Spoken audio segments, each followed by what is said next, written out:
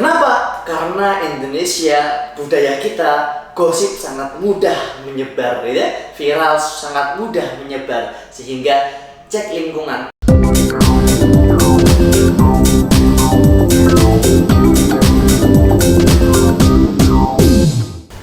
Ini kisah nyata.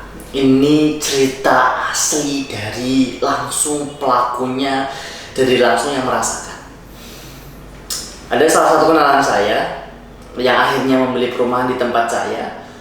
Beliau bercerita bahwa sebelumnya dia pernah tertipu oleh developer pengembang.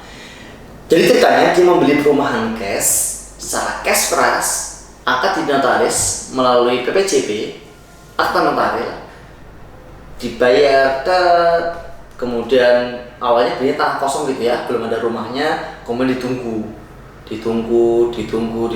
dan rumahnya nggak terbangun. Setahun, 2 tahun, 3 tahun dan rumahnya nggak terbangun. Ada beberapa rumah memang yang terbangun tapi juga nggak pernah ada yang selesai. Dan akhirnya sampai sekarang nggak ada kabar. Kemudian ketemu saya, akhirnya saya coba telusuri itu. Saya datengin rumahnya. Saya ketemu warga yang sama ketipu. Jadi ada sekitar 90 orang yang korban ketipunya.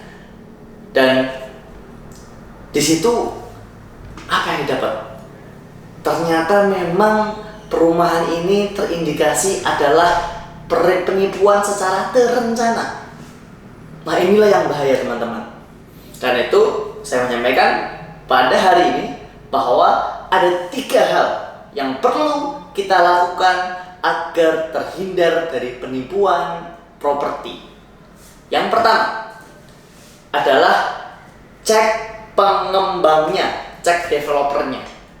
Jangan pernah membeli investasi cash keras ya untuk perumahan yang pengembangnya tidak punya portofolio. Kenapa?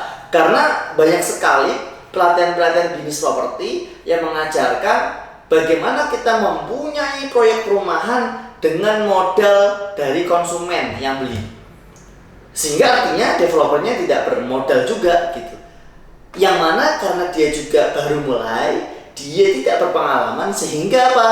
Dananya kepake di tempat yang nggak tepat dan sebagainya, sehingga akhirnya nggak terbangun rumahnya, terlalu bermasalah, akhirnya orangnya kabur. Maka yang pertama adalah pastikan developer yang punya portofolio, jangan developer yang sama sekali baru mulai. Jika pun baru mulai banget, maka harus betul-betul digali siapa orangnya. Jika kita kenal, jika ada rekomendasi khusus, maka oke, boleh. Tapi jika nggak kenal dan tidak bisa ditelik secara mendalam, maka baiknya jangan. Oke. Yang kedua adalah cek alas haknya. Bagaimana cek alas haknya? Jadi gini teman-teman, jika kita membeli sebuah properti, misalkan nih kita adalah A membeli properti B, maka harusnya surat itu diperjualkan dari B kepada A. Suratnya adalah nama B, sertifikatnya, atau setidaknya si B memegang kuasa jual. Kalau ada orang menjual properti ke kita, suratnya bukan nama dia, dan dia tidak megang surat kuasa jual, jangan pernah mau. Kenapa? Karena properti hanya bisa dialihkan dari pemilikan A kepada B, dari B kepada A, jika menggunakan akte jual beli notaris sah, yang mana sertifikat atau yang pemilik kuasa jual lah yang hanya bisa menjual melalui PPAT atau notaris. Maka cek alasannya apakah betul-betul milik si B dalam bentuk sertifikat atau dalam bentuk minimal surat kuasa jual yang dimiliki oleh B.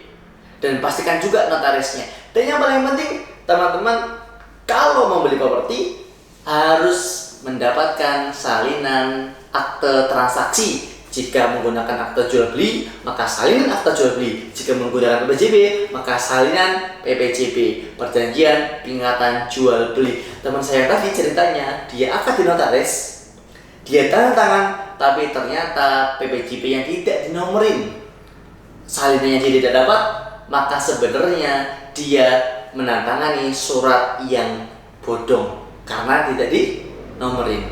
Yang ketiga adalah cek lingkungan sekitar.